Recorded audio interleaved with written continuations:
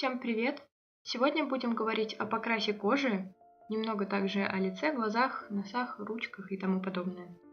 Стоит упомянуть, что все мои советы ни в коем случае не являются обязательными к исполнению, я лишь рассказываю свой опыт.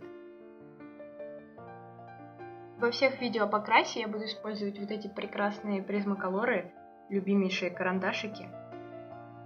Если посмотреть на лицо человека, можно заметить различные оттенки от светло-желтого до темно-фиолетового.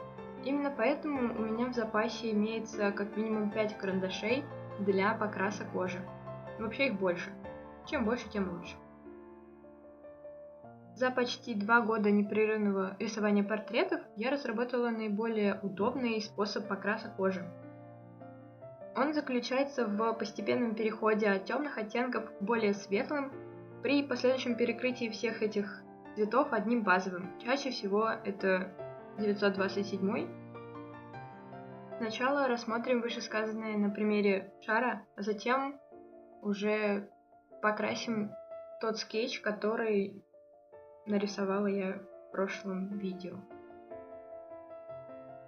Надо сказать, что нажим тоже важен. Самый большой он у меня только у базового цвета, а у всех остальных где-то процентов 50-70. После базового слоя наиболее затемненные участки я опять же подчеркиваю темным, а светлые, соответственно, высветляю.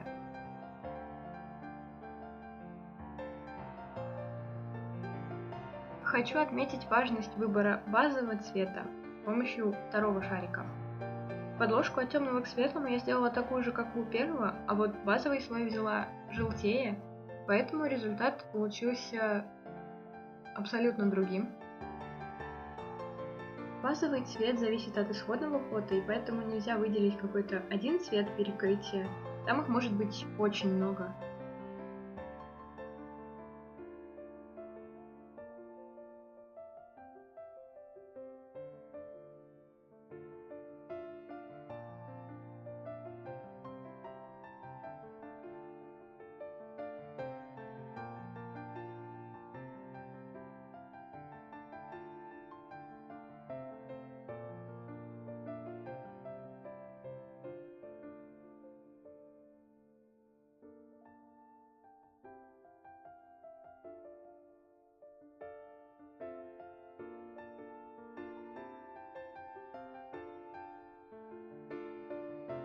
В третьем шарике я решила нарисовать темную кожу.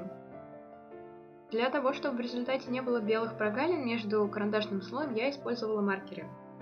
Для кожи такой способ лично я использую не часто, но вот в рисовании волос маркеры идут просто на ура, но об этом в следующем видео.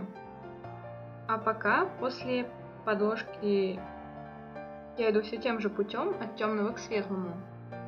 И вообще, честно говоря, я не особо довольна результатом, потому что, в принципе, такую кожу я рисую не часто, хотя вообще не рисовала, честно сказать. Но здесь я просто хотела показать, что тем же методом от темного к светлому можно рисовать, в принципе, все. И даже в последующих видео о волосах и вообще о деталях я иду все тем же самым старым проверенным способом. Вот.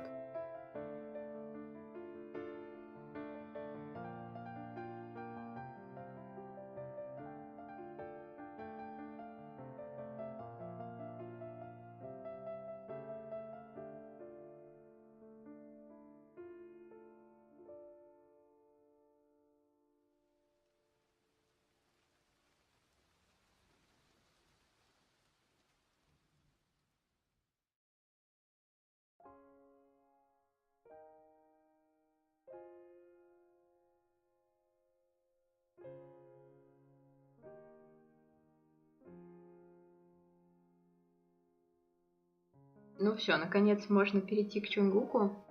И здесь я опять же начинаю с глаз, как говорила в прошлом видео, это уже такая традиция.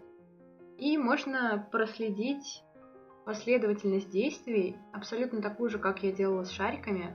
То есть сначала темные цвета, потом фиолетовые, а потом уже оттенки, приближенные к цветам кожи. Вот. Что хорошо в этой фотографии конкретно, это то, что одна часть лица очень сильно затемнена, и это помогает увидеть какую-то фактуру кожи, то, что все лицо не обязательно должно быть вот каким-то базовым цветом, да, их может быть 2, 3 и больше, в зависимости от фото. Вот, поэтому быстренько здесь я нарисовала такое красивенькое личико этого замечательного кролика. Потом также быстро все тем же способом, от темного к светлому, я нарисовала этот замечательный чупа-чупс, и, в общем, в принципе, вся кожа готова. Ну вот еще ушко, сережечка и щечка. Вот. Так что этот способ вообще мой самый любимый. Хотя, опять же, я не говорю, что это единственный способ. Понимаю, что многие художники вообще используют какие-то другие методы. Например, рисование просто постепенно, то есть не берут какую-то часть, да, как я, например, кожу или руку или тому подобное, а рисуют просто вот подряд все, что не попадается на глаза. Я тоже удивляюсь таким художникам. Ну да ладно. Вот, тем временем я уже нарисовала ручку, такую замечательную, красивую, с колечком таким. Да, шейку, и готово. Вот что в итоге у меня получилось. Я очень надеюсь, что видео было информативным, и оно как-нибудь поможет. Так что спасибо за просмотр.